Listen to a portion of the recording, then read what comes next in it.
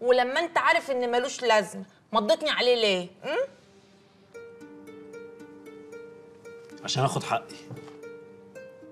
حق ايه؟ تعرفي ان انت طيبه قوي يا صدفه. ايوه عارفه طبعا. انا طيبه، هو انا في زيي؟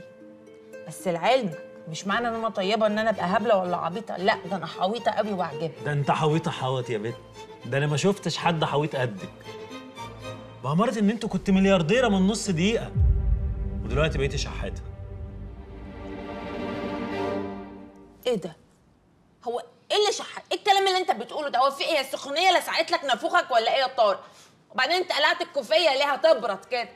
لعلمك انا اختي حنان مدخلاني جمعيه ب50,000 جنيه، ده غير الفلوس اللي شايلها لي عشان جهازي. وبعدين فوق ده كله هو انا ابويا يبقى مين؟ ابويا يبقى فؤاد مهران، تسمع عنه ولا ما تسمعش عنه؟ هو اي نعم يعني مراته القرشانه دي مش هتخليني اخد جنيه منه، بس مش مهم، انا اصلا مش عايزه فلوس، كفايه ان ابويا الصيت ولا الغنى. وبعدين ايه اللي كنت مليارديره دي؟ مش فاهمه.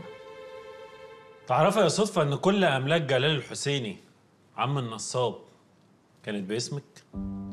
يا سلام يا سلام، سلم. ده بأمارة إن شاء الله، يعني واحد هزقته ومرمطته ومسحت بكرامته الأرض وقلت منه وسلخته هيكتب كل اللي وراه واللي قدامه باسم أنا؟ انت مش كان نفسك تعرفي جلال الحسيني اتجوزك امتى وازاي وليه؟ اتجوزني؟ أنت بتقول إيه يا طارق؟ أنت اتهبلت؟ إيه اللي اتجوزني دي؟ الكلام ده بيطلع منك أنت؟ طب لعلمك بقى أنا لما كنت عند دكتورة أمراض النساء مع البت رندا أنا كنت هخليها تعمل لي كشف عذرية وتديني شهادة أحطها كده في عين التخين، أحطها في عين كل من تسول له نفسه إنه يقول عليا إن أنا كنت متجوزة الراجل ده ولا لامسني، عيب لما الكلام ده يطلع منك. طب اقسم بالله انا مصدقك يا صدفه، مصدق كل حرف انت بتقوليه، بس انا مصدق برضه ان جلال الحسيني اتجوزك. ده أنت لسعت جامد وعرضت منك. شوف يا صدفه انا هفهمك.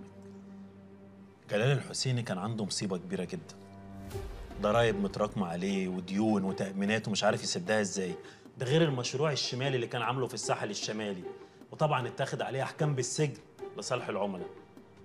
والراجل المجنون مخبى عليا انا اللي معاه في الشركه وابنه كمان. الوحيد بقى يا صدفه اللي كان يعرف السر ده، تخيلي مين؟